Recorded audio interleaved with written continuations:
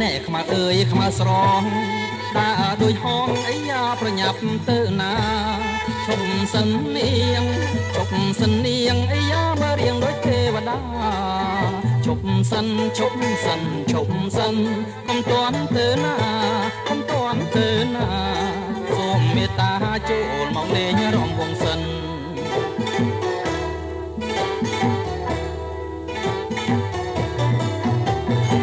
អីយ៉ាអូនដើរបងបោយអ៊ូយមើលពីក្រោយអីណែគួរឲ្យសង្ស័យតែក្រមុំឬមេម៉ាយទៅនឹងលែងប្តីខ្មៅស្រងខ្មៅស្រងណាងស្រីរលឹងឈ្មោះអីរលឹងឈ្មោះអីសូមពិសីស្រីប្រណីប្រាប់បងប្អូ